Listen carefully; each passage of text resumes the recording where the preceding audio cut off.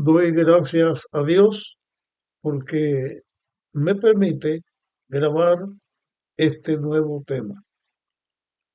Hemos estado analizando, hablando en estos últimos temas acerca de lo que sucedió con Dina y hemos visto varias lecciones que se desprenden de esta historia. No que sean las únicas lecciones que hay, que se pueden encontrar. Pueden haber muchas más, de hecho hay muchas más, y alguna otra persona podrá presentar esto con muchas más eh, ideas o cosas que puedan ayudar, pero en este momento, ya después de haber hablado de lo que estaba en mente con los hijos de Jacob, Simeón y Leví, y lo que estaba en mente con los mismos siquemitas, y después de haber analizado todo lo que había sucedido, eh, voy a presentar ahora, a partir del versículo 24, lo que sucedió, que ya hemos mencionado cosas como esta, pero queremos ahora leer en la Biblia lo que dice con respecto a esta historia a partir de Génesis capítulo 34, versículos 24 en adelante. Dice, y todos los que salían por la puerta de la ciudad obedecieron a Hamor y a Siquem su hijo y circuncidaron a todo varón. Quiero aclarar que estas declaraciones que se hace aquí, que se dice a las puertas de la ciudad, es que en los tiempos antiguos, a la entrada de la ciudad, en la puerta de la entrada principal de la ciudad, se reunían los líderes del pueblo para tomar las decisiones. Y la expresión a las puertas, o aquí todos los que salieron o salían por las puertas, es porque se había llegado en ese lugar a tomar la decisión de tener la circuncisión como se les había pedido. Es como si fuéramos a decir en el tiempo que nosotros vivimos, el juzgado o la sala de justicia es el lugar donde se hacen estas cosas, pues en aquellos tiempos era a la entrada de la puerta principal de la ciudad. Sigo leyendo. Al tercer día, cuando ellos sentían el mayor dolor, dos de los hijos de Jacob, Simeón y Leví, hermanos de Dina, tomaron cada uno su espada y fueron contra la ciudad que estaba desprevenida y mataron a todo varón. O sea, en el engaño que ellos habían fraguado cuando llegaron al acuerdo de la circuncisión, para que a través de esto Dina pudiera ser dada como esposa a Siquem, en esa mentira también los hijos de Siquem confiaron porque el mismo Amor le había dicho a ellos que los israelitas eran pacíficos y que la tierra era abundante para que los pudieran albergar a todos y formar un solo pueblo. Ya hemos visto en nuestros análisis todo lo que esto equivalía, o parte de lo que todo esto equivalía. Significaría la aniquilación antes que naciera del pueblo de Israel. El caso es que estos dos vinieron a la ciudad que estaba desprevenida y mataron a todo varón. A Hamor y a Siquem su hijo los mataron a filo de espada. Tomaron a Dina de casa de Siquem y se fueron. O sea, cuando Siquem violó a Dina, la llevó a su casa. Y en toda esta historia que se ha contado hasta aquí, Dina permanecía en casa de Siquem, en casa de Amor, porque lo que se estaba buscando, según ellos pensaban, era establecer el matrimonio y establecer este parentesco. Pero vamos a seguir leyendo lo que, lo que sucedió en aquel momento. Leemos ahora a partir del versículo 27. Y los hijos de Jacob pasaron sobre los muertos y saquearon la ciudad por completo. Y perdón, pasaron sobre los muertos y saquearon la ciudad por cuanto habían amancillado a su hermana. Una vez más, lo que estaba señalando en el tema anterior, los hijos de Jacob, Leví y Simeón o Simeón y Leví, mataron a todos los hombres, quemaron la ciudad, saquearon y se llevaron todo, seguiremos después la lectura, pero la razón por que habían ultrajado a Dina. Todo este mal, toda esta calamidad, toda esta injusticia, porque a Dina le habían hecho algo que era mal hecho, algo feo, algo injurioso. ¿Qué culpa tenían todos los hombres? Que la mayoría ni siquiera sabían quién era Dina. ¿Qué culpa tenían todas las mujeres? ¿Qué culpa tenían todas esas personas de lo malo? Y aquí yo quiero también señalar algo. El propósito del diablo es destruir a toda la humanidad, destruir todo lo bueno. Si no fuera por la protección de Dios, no habría escapatoria para el ser humano.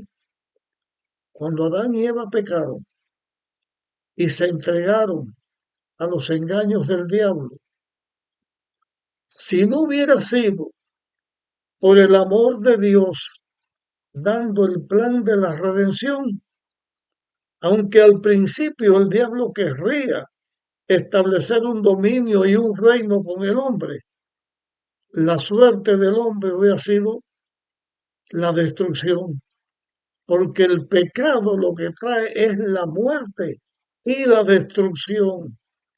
El mismo pecado, la misma acción de separarse de Dios, ya eso lleva a quien lo hace a ir cada vez a lo peor, hasta que la muerte llega. Y voy a referirme aquí ahora a algo que ya yo he dicho en otros temas y lo ratifico en este momento. Por causa del pecado, el hombre que fue perfecto, el hombre que fue hecho para vivir con una juventud eterna, por el pecado vino la degradación del ser humano, no solamente la muerte, sino cómo es que el hombre, cómo es que el ser humano se muere. Porque los seres humanos nos morimos poco a poco en la degradación de la calidad del ser humano, que es por el pecado.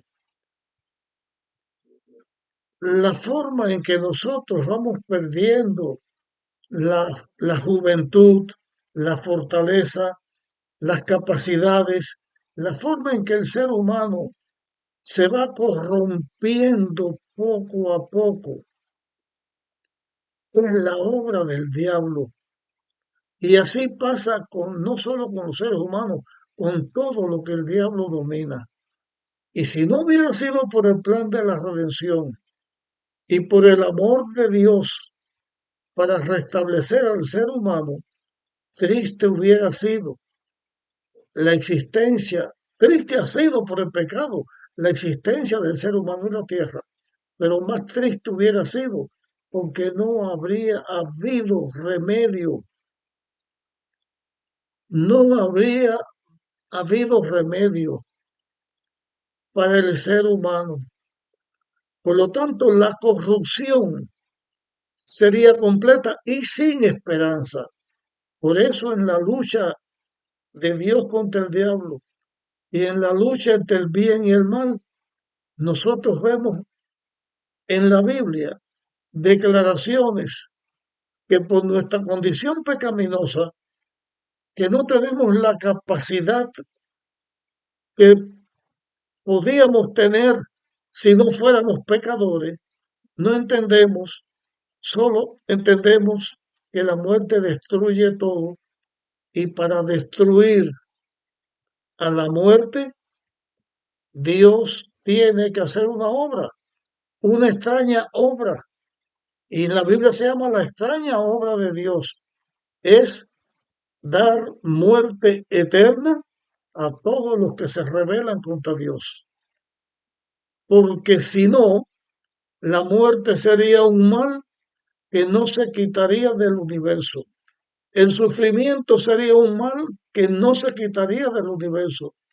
Lo único que quita del universo el sufrimiento del pecado y la muerte es la justicia de Dios que quita el pecado para siempre. Por lo tanto, quita al diablo para siempre y quita a los pecadores para siempre, porque lo que trae la desgracia es el pecado y el diablo o Lucifer la trajo para él y para toda la humanidad cuando se dio al pecado. Y por eso en la Biblia se presentan cosas que son tristes, son feas, pero el pecado, la muerte, el mal, solo se quita con fuego, con la destrucción final, con que Dios va a destruir todo lo malo. Voy a seguir leyendo aquí.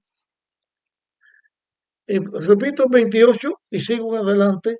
Tomaron sus ovejas, vacas y asnos y lo que había en la ciudad y en el campo.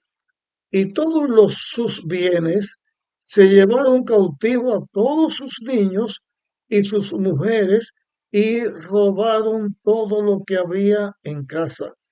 Entonces dijo Jacob a Simeón y a Leví: me habéis turbado haciéndome abominable a, la, a los habitantes de esta tierra, al cananeo y al fereceo. Nosotros somos pocos.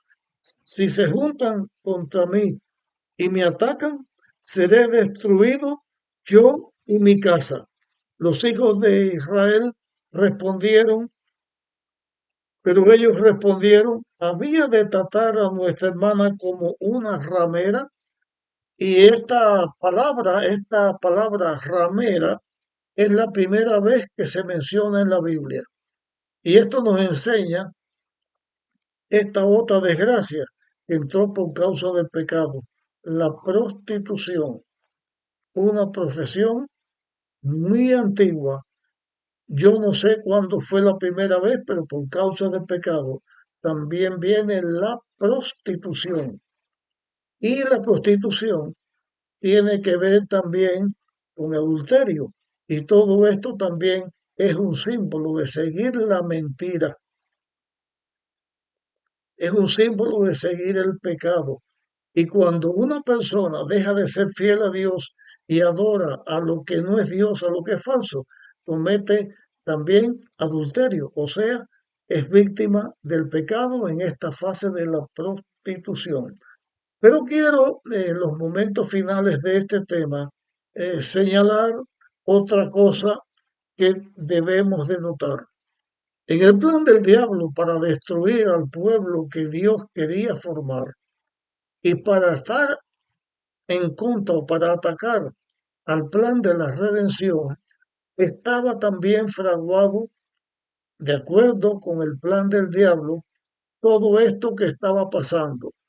Porque ahora, así como Jacob estuvo en peligro de ser destruido con Labán, así como Jacob estuvo a peligro de ser destruido cuando se enfrenta con Esaú, y Dios actúa para proteger a Jacob, entonces Dios también para proteger a Jacob y su familia, para proteger la realización del establecimiento del pueblo de Israel, para proteger la esperanza del plan de la redención y el dar la palabra de Dios, la Biblia, a través de los profetas de este pueblo, Dios actuó para que sus fines sean los que deban seguir adelante y lleguen a triunfar. ¿Cuáles fueron los fines de Dios?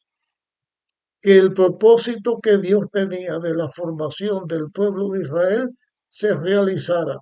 Humanamente era imposible, porque por la situación de Dina, por la mala obra de los hijos de Jacob, por la misma razón de Jacob de soltar su autoridad y dejar que sus hijos controlaran, todo este enredo que el diablo hizo solamente podía ser desbaratado y llegar a un triunfo final por la intervención de Dios. Y una vez más aquí, Dios utiliza su poder. El temor de Jacob era justificado porque hubieran sido destruidos. La acción de sus hijos era algo sin sabiduría porque los llevaba a la destrucción. Pero una vez más, Dios interviene para proteger a Jacob,